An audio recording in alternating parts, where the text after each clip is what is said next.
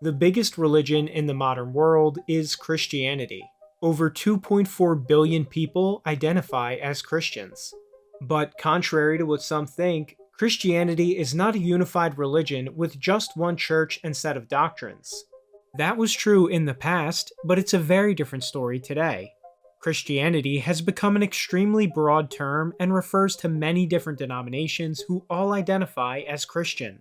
And despite identifying as Christian, all of these groups have very different interpretations of what the religion means. The biggest of these denominations is Catholicism, the followers of the Roman Catholic Church. There are over 1 billion members worldwide. The next biggest group are known as Protestants. They follow various independent churches who reject Catholicism. There are many different Protestant groups who all disagree with each other, but the term Protestant is still useful as an umbrella term. The Catholic-Protestant divide goes back over 500 years. But how did it get this way? The answer is an event known as the Protestant Reformation, or, from a Catholic perspective, the Protestant Revolution. Now, some people think that these divisions within Christianity are trivial, silly, or meaningless. Atheists joke that Christians have fought religious wars through history for nothing. But in reality, these divisions have major impacts and implications on the world and Christianity. This video will explain why. Beginning in 1517, the Catholic Church, the dominant church that had defined Christianity for over a millennia, had its legitimacy and very existence challenged. It began with priests like Martin Luther, who revolted and established their own churches. These became independent Protestant churches who rejected the authority of the Pope. Contrary to what some think, Protestant reformers didn't simply revolt against what they saw as corruption or abuses within the church. That was a factor, but not the deciding factor that made them Protestant. There were many loyal Catholics who pointed out the same problem with corruption in the church. What made Protestants Protestant was that they declared the very church itself illegitimate and started preaching new doctrines of their own. For this reason, the Reformation from the Catholic perspective was not reform, but a religious revolution. Protestantism would truly change history in ways that are as relevant today as they were in the 1500s. Protestant churches of all kinds make up a huge portion of modern Christianity. According to statistics, roughly 40% of Christians worldwide today identify as part of a Protestant church. Thus, to understand the world today, we must examine the causes of the Protestant Reformation, the views of the Catholics and the Reformers, and acknowledge the consequences, both short and long term, of what happened during these fateful events.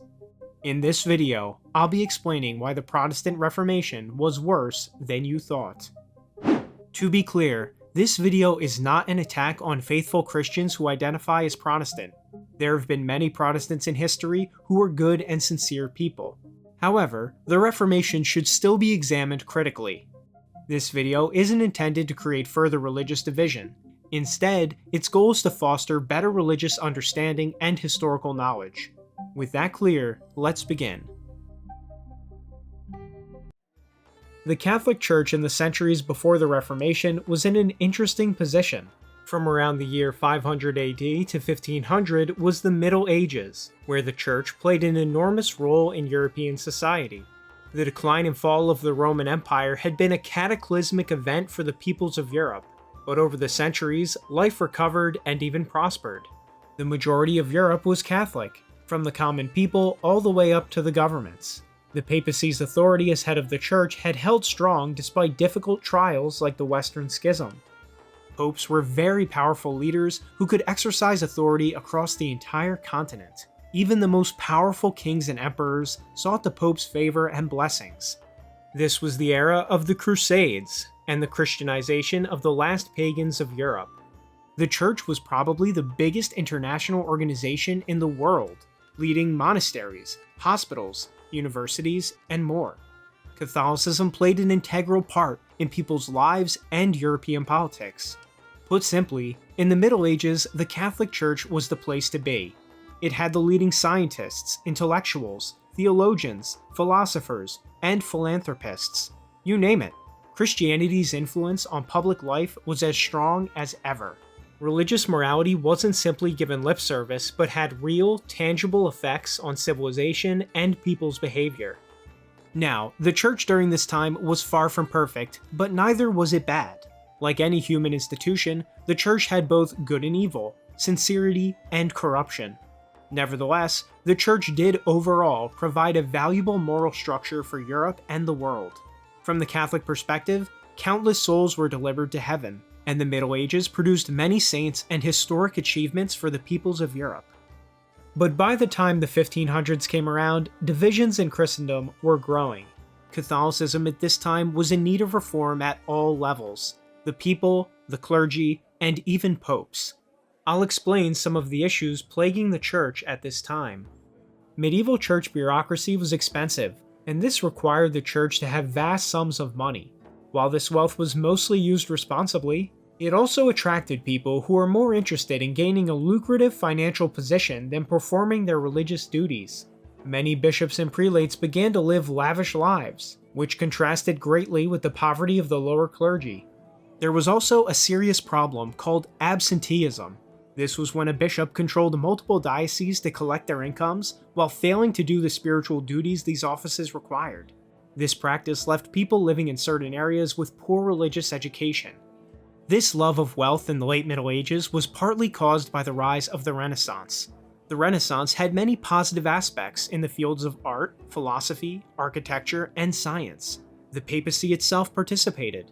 But the Renaissance also had a dark side. Many European elites and intellectuals began to over-focus on human virtues as being purely human rather than coming from God. Many in the higher classes developed an admiration for Greco-Roman luxury, which contrasted with the self-discipline Catholics were required to practice. Immoral poems and romances, biting satires on religious figures and institutions, and revolutionary works all became popular. The church around the time of the Reformation also had a problem with priests following their oath of celibacy. Sometimes powerful figures in the church had illegitimate families. Many bishops were faithfully celibate, but many also were not. The historian Philip Hughes wrote in his book, Popular History of the Reformation, that there were bishops who, in despite of all law, managed to have families of their own and to provide for them out of the wealth of the church. He wrote, "They brought them forward, acknowledged them, ennobled them, married them well, and spent not an inconsiderable amount of their diplomatic effort in efforts to bring them into the families of the reigning princes." Practices like this caused scandal in the church and damaged the reputation of the clergy. Then there was the famous practice of indulgences. This practice is very misunderstood today, so I will properly explain it. By definition, indulgences were not sold, like is sometimes said. Indulgences were a spiritual work of penance, where someone would repent of their sins and offer good works in compensation. Monetary donations to the church could be accepted as part of these good works. This compensation was for the damage done by a person's sin and did not reduce the spiritual penalty of sin, which only God could forgive. Indulgence payments were usually used to pay for things of public utility like bridges and roads. This doctrine was consistently upheld in Catholicism, and on paper it makes sense. But, as you would imagine, it was often abused. Heavy emphasis was put on monetary donations above other good works. Indulgence workers often sought to collect as much money as possible in connections with the indulgence. This led to the appearance that people's spiritual standing was tied to their socioeconomic status. This wasn't the teaching of the church, but it could often appear that way. This only added to the growing sense that the church was becoming over-commercialized. In the years leading up to the Reformation, the Bishop Albert of Brandenburg was engaged in a massive campaign to raise money to pay back the Pope for letting him control multiple sees at once. He would be one of the church leaders called out by Martin Luther directly. To be fair to the church, it was an institution that was spread through all of Europe from Ireland to Poland. When you encompass so many different people, it's hard to keep your house entirely clean. Nevertheless, as a holy institution, the church should be held to a high standard, and prior to the Reformation, it was struggling to meet that standard. As for the general Catholic population of the time, historians note that there were still many examples of moral Christian life. The late 1400s actually produced many saints. But in some regions, ignorance, superstition, and religious indifference were rife. Moral laxity was increasing, although it should be said it was nowhere near today's level of laxity. It should be noted that this wasn't the first time the church was in trouble and in need of reform. Catholic leadership in the 10th century was famously corrupt and inefficient, with many anti-popes who tried to claim the papal throne. Reform in those days did eventually come, and as a result, Catholicism experienced a new era of prosperity and strength. In the early 1500s, this kind of reform was needed again, but the question was, would it come on time before lasting damage was done? Wise Catholics of the day saw the way the wind was blowing and urged fundamental reforms to clear out corruption and abuses within the Church. The Fifth Lateran Council was called by Pope Julius II from 1512 to 1517. It tried to make several reforms, like increasing the standards of who could preach on behalf of the Church. However, these reforms were slow to be carried out. The major renewal and improvement that the Church needed, beginning with Rome itself, was coming too sluggishly. Now, make no mistake, internal abuses within the Church were connected to the Reformation, but the consensus among modern historians is that corruption was not actually the main cause of the Reformation. Most agree that despite issues within Catholicism, the Church was still popular, vital, well-entrenched, and serving the needs of its diverse flock. The social historian Robert Scribner wrote that the Reformation would instead be led by strategic individuals, leaders, and militants. He finished by saying, "There was no mass support for the Reformation per se." This all makes sense. As we know, the Reformation would mainly take off in Northern and Central Europe. If the true cause was simply unrest against church abuses and teachings, more of Europe would have become Protestant. It did not. So instead of looking simply at issues within the Catholic Church, we must look at socio-political developments in Europe leading up to the Reformation. There had been challenges to the Catholic Church's authority before in history, but these movements were unsuccessful. What gave the Protestant movement such staying power? One major development was the printing press. Created by the German inventor Johannes Gutenberg in 1440, this incredible new technology allowed the dissemination of information on a mass scale and at a rapid pace. The original Bibles made by the printing press were actually praised by the Church.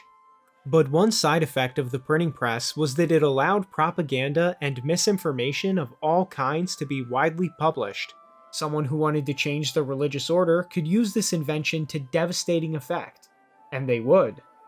Another important factor at play was the developing concept of the modern state. This concept of the state had been evolving through the Middle Ages, especially as kings and nobles gained more power over their countries. Different countries were developing a national consciousness that was largely secular, and this had the potential to turn hostile to the independent and international church. In the early Middle Ages, many matters of a secular or mixed nature were managed by the church. But with the growing self-consciousness of the state, secular governments sought to control all matters that fell within their competence. Some states even desired to control the spiritual domain. This was the case in places like the Byzantine Empire, where the head of the state and the head of the church were the same person, the emperor. For those wondering, there is a word for this. It's known as Caesaropapism. Under this model, it's very easy for the secular ruler to bend the church to his will. Through history, some German and French kings tried to do this same thing, but the papacy always outsmarted them and maintained its independence. I bring up this issue of church and state because it would play a major role in the Protestant Reformation. Many future Protestant states would follow the Caesaropapist model, merging the head of state and the head of the church into the same thing. The rise of centralized governments over feudalism had benefits, but also risks if they developed the wrong way. The historian J.P. Kirsch wrote that, as this national self-consciousness developed in Europe, the sense of unity and interdependence of the Christian family of nations grew weaker. Jealousy between countries increased. The rift between politics and Christian morality grew wider, and revolutionary tendencies spread. The discovery of the New World and the growing prosperity of the cities also destabilized the existing European order. The stage was now set for history-changing events. The Reformation, as we know it, began in Germany with a priest called Martin Luther. Luther was a Catholic priest who called for debate about the various abuses within the church, especially indulgences. He was far from the only Catholic priest calling for reform, but what eventually set him apart was that he began to preach his own ideas about salvation that were very different from the church's. He famously declared that faith alone could lead someone to salvation, and he argued against the necessity of things like good works, the sacraments, or other Catholic principles for salvation. The Catholic Church had always taught, and still does, that salvation comes from both faith and good works. Obviously, these two positions are at odds. Either a person's actions in life affect their soul's salvation, or they don't. The other major breaking point between Luther and the Church was that he declared the doctrine of sola scriptura. This is the belief that Scripture alone is the infallible authority of God. This idea severely undermined church authority, as from the Catholic perspective, the Church alone has the sole infallible authority to interpret Scripture. Catholics were quick to argue that a priest like Luther or anyone else couldn't use their own personal, subjective interpretation of Scripture to undermine the Church. On top of preaching things like sola scriptura and salvation by faith alone, Luther preached a different understanding of the sacraments, the Mass, and the priesthood. Luther rejected the idea of priestly celibacy, teaching that priests could marry, and he himself married a nun.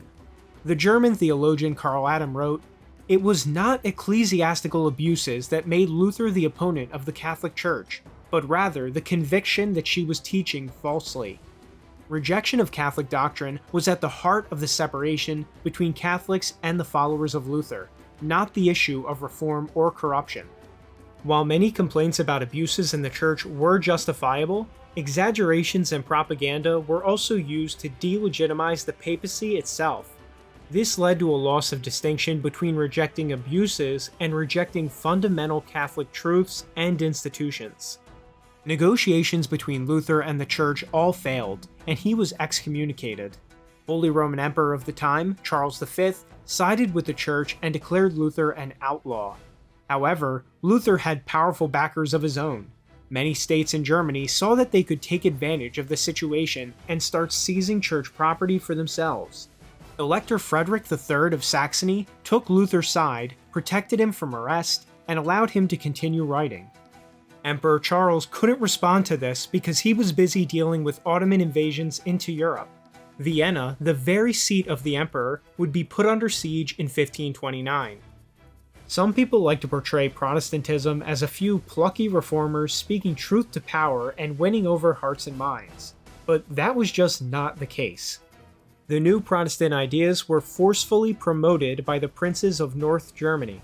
In regions like Saxony, church property was confiscated and priests who resisted it were expelled.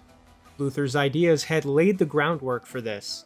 In his works like To the Christian Nobility of the German Nation, he denied all temporal dominion of the priesthood. Many German princes saw the opportunity this gave them and took advantage of it. It must be understood that Protestantism would not have gotten off the ground without the willingness of these princes to break away from the Pope.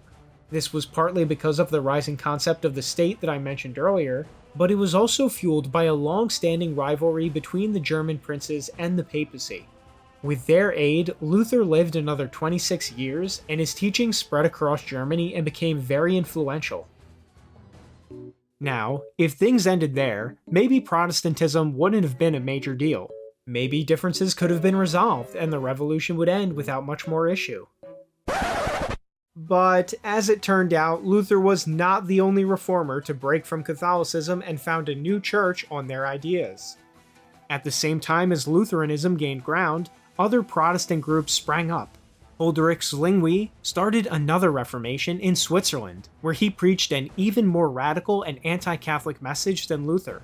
He clashed with both Lutherans and Catholics on interpretations of the Mass, the sacraments, and the clergy. Like in Germany, Zwingli encouraged Swiss rulers to dissolve all religious houses and confiscate church lands. This led to civil war in Switzerland, and Zwingli died on the battlefield.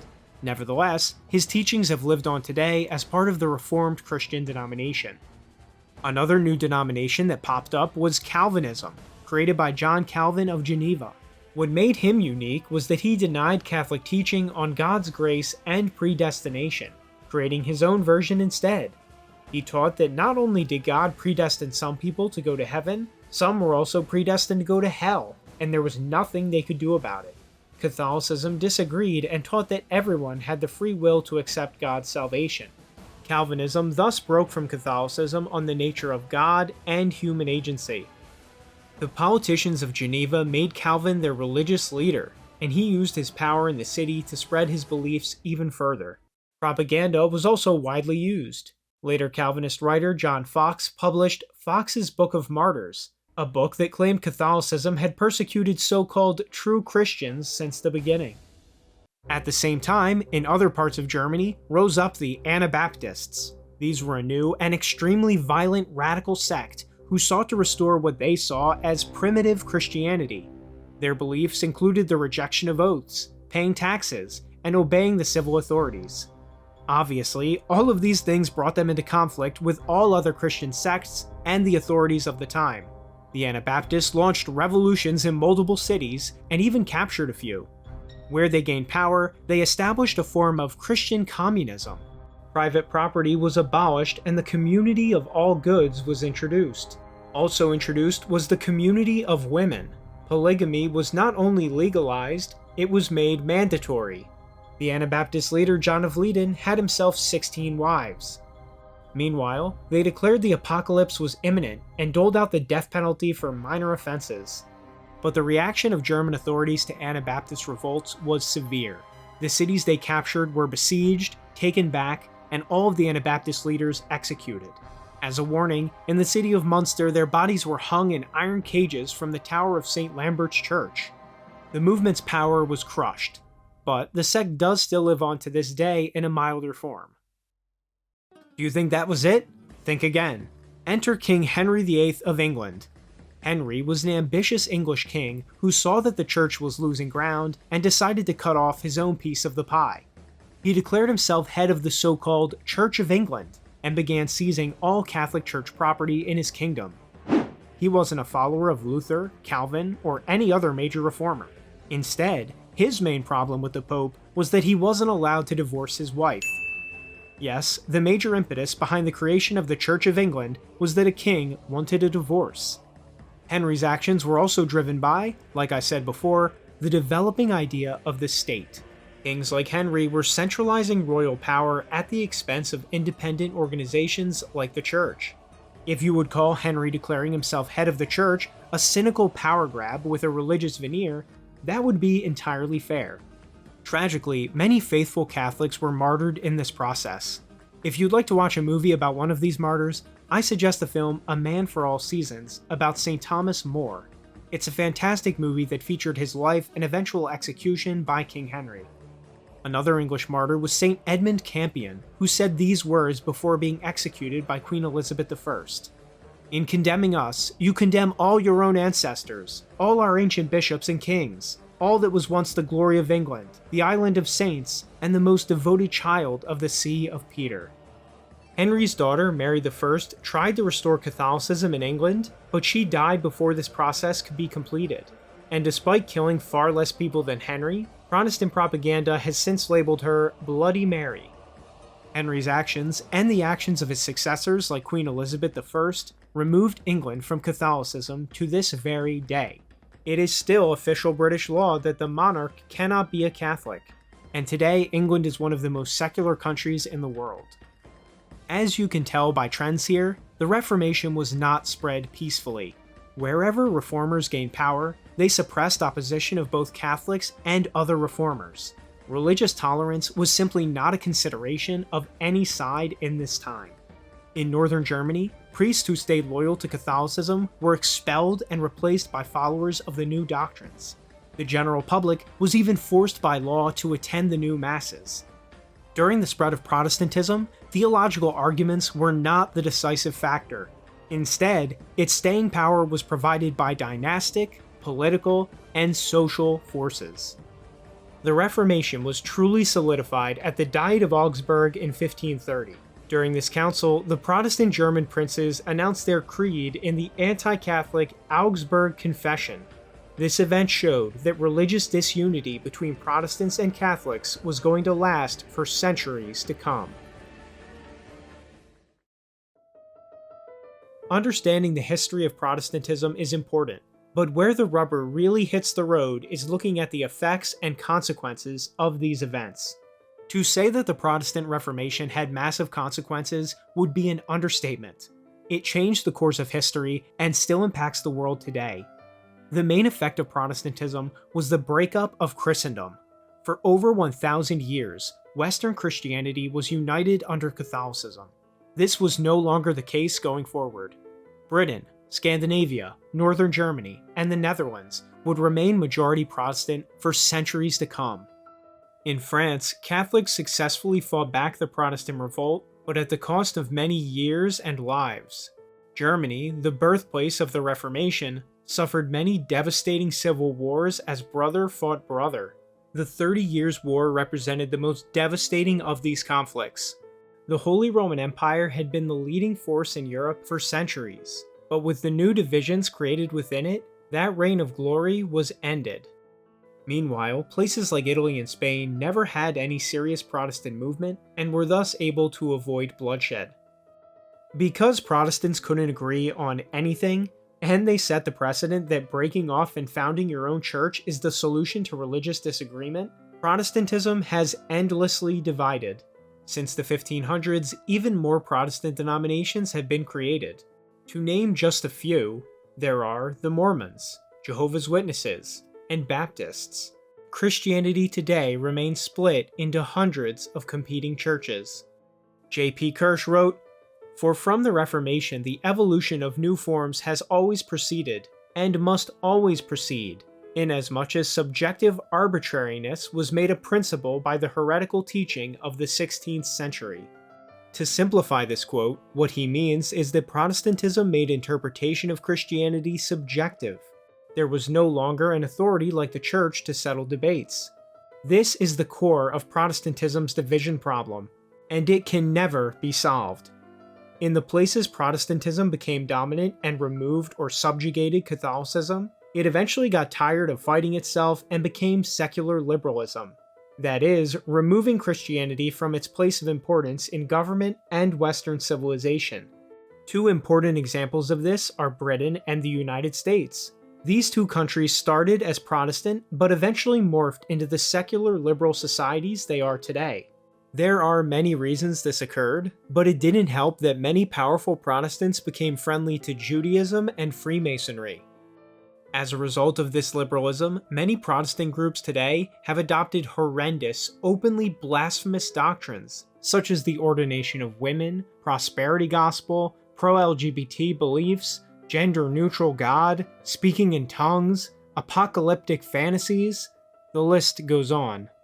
The modern Catholic Church also has a problem with liberalization, especially after the Second Vatican Council. However, the problems still haven't developed to nearly the same extent as many non-Catholic denominations. There are also positive signs for the future, as most people becoming Catholic priests today identify as theologically conservative. Perhaps the most deadly heresy that's common among Protestants today is fanatic Zionist support for Israel. Somehow, a literal Jewish state controlling the Holy Land is supposed to be good for Christianity. The infamous Scofield Bible was created by Zionists in order to manipulate Protestants into supporting Israel not only from a political perspective, but from a religious perspective. And for many, it worked. Needless to say, this is seen as heresy in Catholicism, and even many of the original reformers would have rejected it. But of course, they lost control of the Reformation almost as soon as they started it. And perhaps that is the biggest irony of all. From the Catholic perspective, the Reformation meant that hundreds of millions of souls were lost to erroneous doctrines and cut off from the true faith. So, from a spiritual perspective, the harm of the Reformation was incalculable. But one positive was that the Reformation forced the Catholic Church to clean up its own act. It spurred the Catholic Reformation, which is today called the Counter-Reformation. Unlike the Protestant Reformation, it didn't change church doctrine, the sacraments, morality, or church structures, but it did change the way that many Catholics live their lives. The Council of Trent was invoked in 1545 and did several things. It set in stone Catholic doctrines on many important issues, like original sin and the authority of sacred tradition. It clearly laid out and defined the errors that were made by the Protestants. It resolved the corruption and abuses that had been complained about by many reformers, like indulgences and fake holy relics. The Council of Trent was massive and truly started a new era. This Catholic Reformation renewed the Church's doctrinal, spiritual, and moral life. The Roman Inquisition was even established to ensure that Catholic clergy were living holy and moral lives. If you'd like to learn more about the Inquisition, I did a video on it you can watch here. The Reformation forced Catholics as a whole to see what was at stake, and they redoubled their efforts to show devotion to God. In the end, the Protestant Reformation led to the breakup and division of Western Christianity. The map on the screen shows the Protestant parts of Europe, but even those areas weren't united. Protestant groups couldn't agree with each other on anything, and what followed was split after split after split. And as if that wasn't bad enough, many Protestant churches were taken over by the state and became nothing more than puppets of secular governments. See the Scandinavian and Anglican churches for examples. The divisions within Christianity have been exploited by secular and atheistic forces alike for their own gain, to the disaster of anyone who loves the Bible or tradition. It's hard to deny that the divisions and endless debates caused by the Reformation caused more harm than good. The Bible itself, after all, calls for a unified church. Perhaps one day Christians can finally settle our disagreements and reunite under one banner, as it was in the past. Will it ever happen? Only God knows. This has been Pax, and thank you so much for watching. If you'd like to see more videos, please consider supporting the channel. Also, leave a comment letting me know your thoughts on everything. And as always, I will see you in the next video.